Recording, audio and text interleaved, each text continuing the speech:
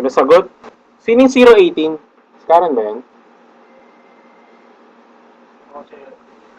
Patawagin mo ulit sa akin. Naka-call forward kasi.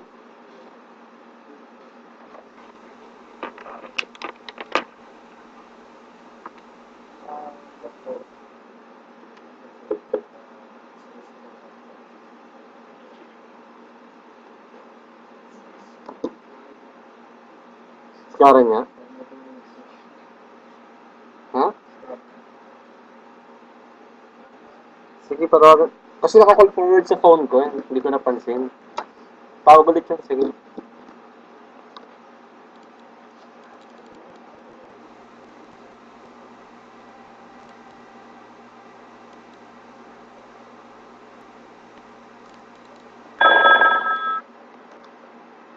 Hello?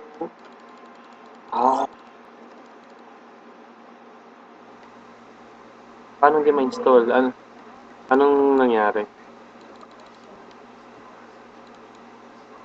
Ah,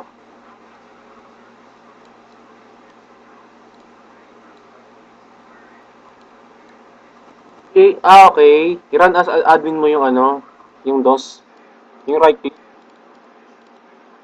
By default, ang Windows alam ko nag-run ng admin ng command prompt.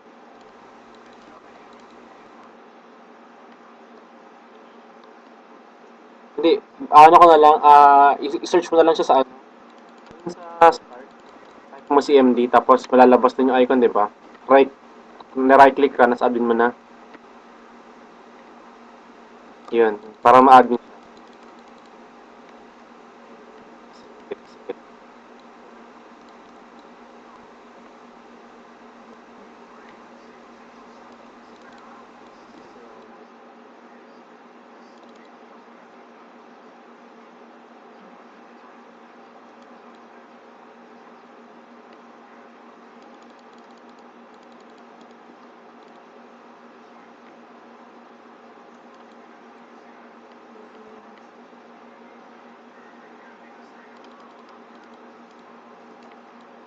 Saan ka ba nag-command prompt?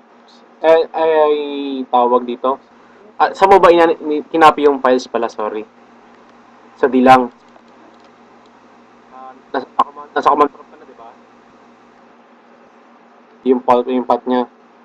Type mo nga dir/w. Hmm. Hindi, doon ka, pasok ka sa folder nung extract mo.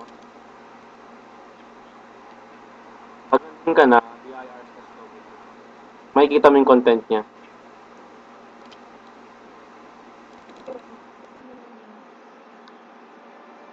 Dun sa D, tapos, di ba, in-extract mo yun sa D. May folder yun, di ba? Pasukin mo yun, change directory. Ano yun, CD, di ba, saglit lang ha.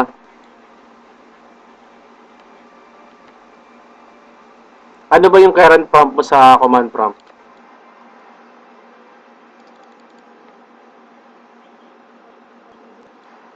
Type mo lang. Type mo lang is CD, tapos backslash.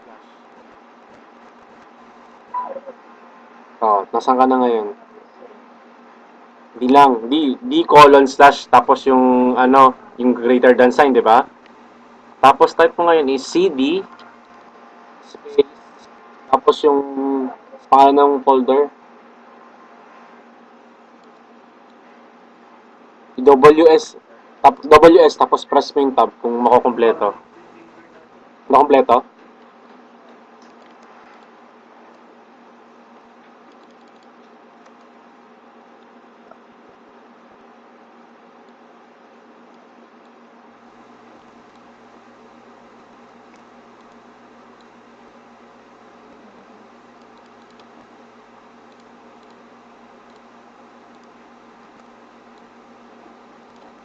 Anong cannot find?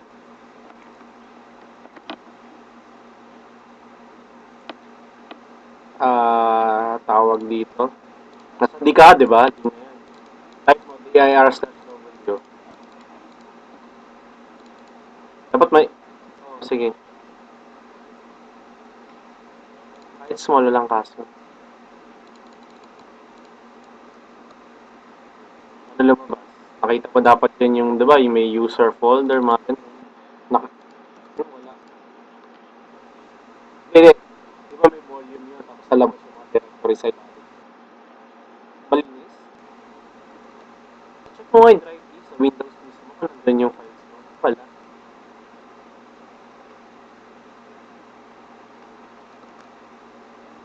Ganun, kita.